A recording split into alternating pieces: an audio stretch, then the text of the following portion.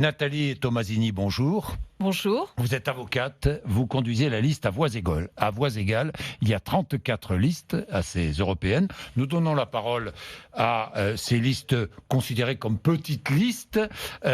Vous êtes évidemment favorable à une égalité des droits femmes-hommes aux européennes. Pourquoi aux européennes? Pourquoi défendre les droits femmes-hommes, l'égalité des droits aux élections européennes? Je pense que les européennes, c'était un échelon électoral intéressant. Pourquoi Parce qu'il y a déjà des pays européens qui sont en avance sur l'égalité des droits hommes-femmes, femmes-hommes, on peut dire les deux, et sur également les mesures de lutte contre les violences faites aux femmes.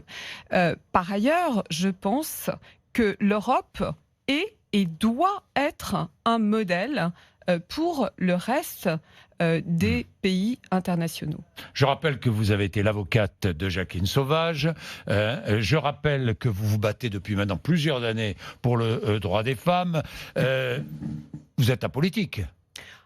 Enfin, apolitique. Alors, apolitique politicienne, quoi, si je puis dire. Absolument. Je ne suis pas une politicienne, on va dire, de métier. Maintenant, est-ce que la liste à voix égales est apolitique?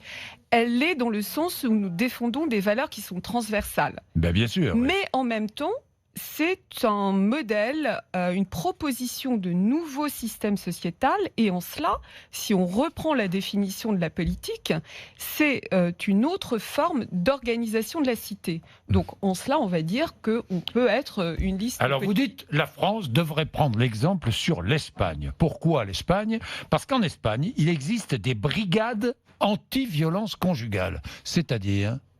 Des brigades, comme des brigades spécifiques antiterroristes, c'est-à-dire qui ont une formation particulière et qui réagissent... Ce sont des policiers, ce sont des gendarmes Absolument, ça peut être des policiers, des officiers de police judiciaire. Des officiers de police judiciaire, ça peut oui. être aussi des gendarmes, oui. Peu importe, mais qui ont une formation spécifique et qui doivent réagir immédiatement. Ce qui n'est pas le cas actuellement en France. Oui, en Espagne aussi a été mis en place un système de bracelet électronique pour les hommes violents. Alors ça, c'est extrêmement important.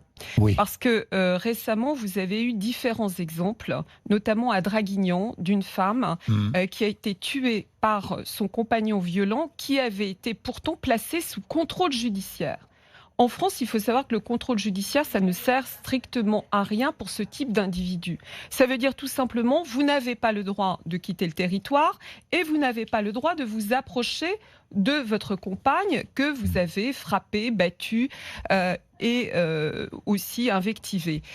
À partir de là, si on propose un bracelet électronique comme en Espagne, ça va être beaucoup plus comminatoire pour l'homme en question, puisque un bracelet électronique, ça suppose que si vous sortez du périmètre dans lequel vous ne devez pas sortir, ça sonne de partout et tous les commissariats sont alertés.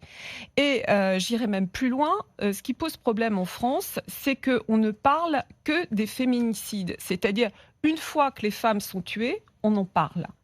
Il faudrait peut-être en amont réfléchir s'il ne vaut pas mieux mettre ces hommes sous bracelet électronique, voire en détention provisoire jusqu'à leur jugement, pour éviter qu'ils ne tuent leur compagne. Oui.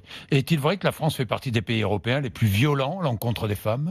C'est un mauvais élève. La France est une mauvaise élève concernant la lutte contre les violences faites aux femmes. Absolument. Vous avez, et je le rappelle, les chiffres sont absolument effrayants. Une femme qui meurt tous les 2 jours en France en 2019. Donc ça s'est accéléré puisqu'en 2018, c'était une femme tous les 3 jours.